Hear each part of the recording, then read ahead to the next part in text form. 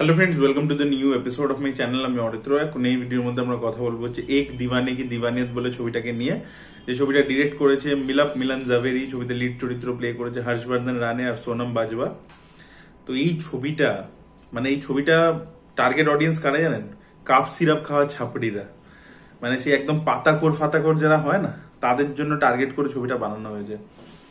ভাই ছবিটা কি, কেন এই পৃথিবীতে কেন এক্সিস্ট করছে এই ছবিটা?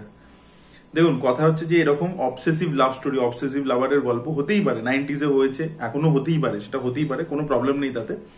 কিন্তু প্রথম কথা হচ্ছে একটা ছবির আপনি ওল্ড স্কুল গল্প নিতে পারেন, কিন্তু আজকে যখন 2025-এ বানাচ্ছেন, আপনাকে ছবিটার ডায়লগ রাইটিং বা তার মধ্যে যে মোমেন্টস গুলো হচ্ছে যে ওয়ার্ল্ডে বেসড, সেটাকে আজকের দিনের মতো তো করতে হবে।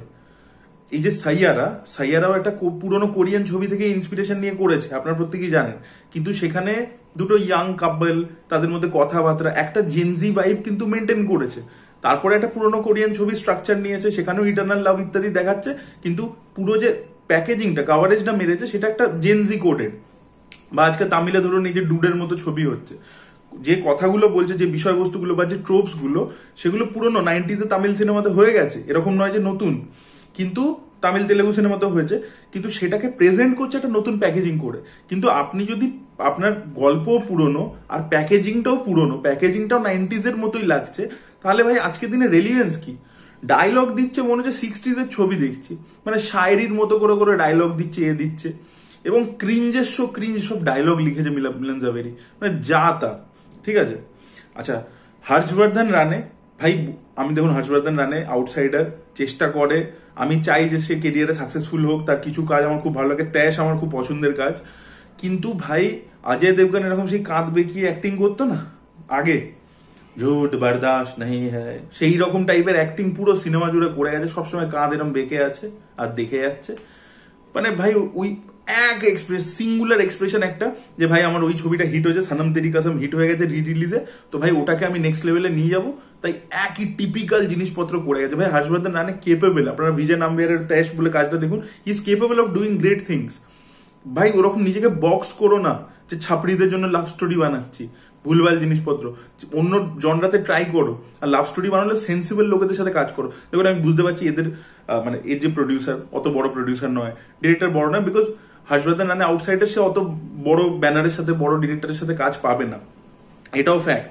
কিন্তু ভাই তবু নতুনদের মধ্যেও যদি কাজ করতে হয় ভালো, এই মিলাপ মিলন জাভেরি কেন ভাই বাজেট ছবি পর সে বানিয়ে গেছে, ভুল ভাল ছবি, তারপরে তার সাথে কাজ করবার দরকার নেই, তার থেকে নতুন প্রডিউসারের সাথেই কাজ করো, কিন্তু অন্য নিউ কামারদের মধ্যে অনেক ডিরেক্টর পেতে যারা বেটার ছিল, সেটা করে তুমি লাভ স্টোরি করো। কিন্তু এই জিনিসপত্র ট্র্যাপে পড়ো না, যা তা জঘন্য। ঠিক আছে, ছবির গল্পটা হচ্ছে যে একজন পলিটিশিয়ানের ছেলে আর একটা হিরোইনের প্রেমে পড়ে গেছে, যে একজন সুপারস্টার। এবার হিরোইনটা বলছে আমি তোমাকে ভালোবাসবো না, আর ও অবসেস যে ভাই আমি তোমাকে ভালোবাসতেই হবে, আমাকে, আমি না শুনতে পারি না। এইটা নিয়ে ফার্স্ট হাফের কনফ্লিক্টটা, ইন্টারভেলে এসে মেয়েটা একটা কিছু করছে, আমি বলছি না কি, মেয়েটা একটা জিনিস করছে, এবং সেকেন্ড হাফে ছেলেটার আর কি উল্টো রিপারকাশন ও ফেস করছে, এ করছে, মেয়েটা এবার নিজের রেঞ্জটা দেখাচ্ছে, এবং ক্লাইম্যাক্সে গিয়ে কি হবে। এই ছবিটা, এই যে ফার্স্ট হাফে এই যে প্রেমটা হলো কখন, ঠিক আছে, ও কেন এই মেয়েটাকে এতটা অবসেসিভলি ভালোবেসে ফেলছে, তার একটা কারণ দিতে হয়। ঠিক আছে, ওর বাবার সাথে ওর কোনো কনফ্লিক্ট সেট আপ করেনি, একটা মেয়েকে কেন ভালোবেসে ফেলছে, ঠিক আছে, সেই ব্যাপারগুলোকে ক্লিয়ারই করেনি। ছবিটা ওই জিনিসটাকে এস্টাবলিশই করতে পারেনি যে কেন এত অবসেসিভলি ভালোবাসে, সেখানে তো একটা কিছু ওর পার্সোনাল কোনো রিজন থাকবে যে কারণে এত ভালোবেসে ফেলছে, সেগুলো ক্লিয়ার করেনি। তারপরে এই যে প্রথম দিকে একটা প্রেমে পড়ছে, অর্জুন পণ্ডিত এই জোনটার মধ্যে দেখবেন রাহুল রাভেল বলে একজন ডিরেক্টর ছিল, সে খুব ভালো সিনেমা বানাতে পারতো 90। এবার আপনি ইদার একদম অবসেসিভ লাভার, তাকে ভিলেন হিসেবে দেখান, যেরকম রাহুল রাভেল আঞ্জামে দেখিয়েছিল, আর নাহলে আপনি অর্জুন পণ্ডিতের একটা জোনে যেতে পারেন। এবার অর্জুন পণ্ডিতও দেখবেন যে সানি দেওয়াল ফোর্স করছে জুহি চাওলাকে, বাট ওর একটা কারণ আছে, ও কেন প্রেমে পড়েছে, কি হয়েছে, সেই প্রেমটা, সেই ইমোশনটা ওয়ার্ক করে। এখানে ইমোশন বা প্রেম সেগুলো ওয়ার্কই করে না, লিড পেয়ারের মধ্যে কেমিস্ট্রি একেবারেই ভালো নয়, প্রথম কথা।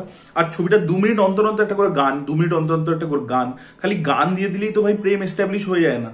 গানগুলো কিন্তু ভালো ছবিটার মধ্যে, কিন্তু খালি গান চলছে, একটু পরপর খালি মন্টাজ ফিল্ম মেকিং হচ্ছে, তাহলে তো এই প্রেমটা তো ফিল করবো না আমরা, ইমোশনগুলো তো তাহলে ওয়ার্ক করবে না, ফোর্সফুলি জিনিসপত্র হচ্ছে। আর ফার্স্ট হাফের যে কনফ্লিক্ট গুলো দেখাচ্ছে, যে ও আর কি হিরোইনকে পাওয়ার জন্য কি কি করছে, সেগুলো খুব টিপিক্যাল জিনিসপত্র, কোনো সিনের মধ্যে সেরকম জান নেই, কোনো শকিং ফ্যাক্টর নেই। আমরা যে হিরোর যে জুনুনটা ফিল করবো সেটা ব্যাপারটাই নেই। এই ধরনের সিনেমা গল্পের ওপর নয়, মোমেন্টস এর উপর দাঁড়িয়ে থাকে যে প্রত্যেকটা সিন আপনি কিভাবে ইউনিকলি ডিজাইন করছেন সেটা করতেই পারেনি। আর ইন্টারভেলে কনফ্লিক্টটা তো জঘন্য, আর সেকেন্ড হাফে তো গল্পটা পুরো খেই হারিয়ে ফেলে, যা তা হচ্ছে, র্যান্ডম জিনিসপত্র হচ্ছে, আপনার মনে হচ্ছে ছবি কখন শেষ হবে। সেখানে মেয়েটা যা জিনিসপত্র করছে, ছেলেটা যা জিনিসপত্র করছে, ক্রিঞ্জের শো ক্রিঞ্জ, ভালোই লাগছে না, মানে জাস্ট মনে হচ্ছে ভাই শেষ হ। তখন তো গল্পে মানে ও নাকি জন্মেছে সেই সময় ওর মা মারা গেছে, সেটার জন্য ও নিজেকে দায়ী মনে করে। অদ্ভুত ব্যাপার ভাই, ও বাচ্চা, ও তখন জন্মেছে, ও কি করবে? এবং সেটাও হিরোইনকে গিয়ে বলছে। হিরোইন কখন জানতে চেয়েছে এইসব? হিরোইনটার ব্যাপারে আইডিয়াই নেই, তাকে ওই জিনিসটা বলছো কেন তুমি? তো সেকেন্ড হাফে ওদের কাছে আর কিছু গল্প নেই, কিছু নেই, তখন র্যান্ডম কিছু সিনস হচ্ছে, যে সিনস গুলো কোনো মানে নেই। একটা ব্লাড ব্যাংকের সিন আছে, একটা মন্দিরের সিন আছে, র্যান্ডম জিনিসপত্র হচ্ছে যেগুলো দেখতে ক্রিঞ্জ লাগছে, ইরিটেটিং লাগছে, মনে হচ্ছে ছবিটা শেষ কখন হবে, সিরিয়াসলি বলছি। তো খুব বাজে সিনেমা হয়েছে। ইন্টারভেলের টুইস্টটা জঘন্য, কোনো সেন্স হচ্ছে না লজিক্যালি, মানে মানে যা তা হচ্ছে, মানে ওই পুরো বলটাকে বাই করাতে পারেনি। আর সাপোর্টিং অ্যাক্টরসের পারফরমেন্স তো খুব বাজে। আর বাকি যেটা বললাম যে ছবি খুব খারাপ হয়েছে, গানগুলো একমাত্র ভালো, বাট সেগুলো স্ট্যান্ড অ্যালোন, গল্পের মধ্যে যেভাবে প্রয়োগ করা হয়েছে সেটাও খুব খারাপ। তো ছবিটা খুবই খারাপ একটা ছবি হয়েছে। এবং এখানেও হর্ষবর্ধন রানের পাশে যে অ্যাক্টরকে নেওয়া হয়েছে, ওনার নামটা আমি ভুলে গেছি, ওনাকে মোহিত সুরি সব ছবিতে নেয়, ইভেন সাইয়ারাতেও নিয়েছিল। ও দেখবেন ইমরান হাশমির বন্ধুর চরিত্র, মানে আওয়ারাপানে যে হয়েছিল, ও চিরকাল ওই বন্ধুর চরিত্রই করে গেল, এবং একই কাজ, যে একটা দুঃখ পেয়েছে একজন আশিক, তাকে আর কি সাপোর্ট করছে, সেই চরিত্র উনি এই ছবিতেও করছেন। তো এইসব জিনিসপত্র আপনি দেখতে পাবেন। তো খুবই ক্রিঞ্জ একটা ছবি হয়েছে, আর মাথা ব্যথা আর কি, সিরিয়াসলি মাথা ব্যথা। তো এটাই বলার ছিল। তো অনেকের আবার এই ছবিটাকে ছাপড়ির ডিডিএল যেও মনে হতে পারে, যারা ছাপড়ি তাদের এটা ডিডিএল যে মনে হবে। তো ছাপড়িদের ডিডিএল যে এক কথায় বলতে গেলে। আর Harshvardhan please work with good directors, establish না হলেও নতুনদের সাথেও করলেও ভালো ডিরেক্টরদের সাথে কাজ করো, ভালো স্ক্রিপ্টে কাজ করো।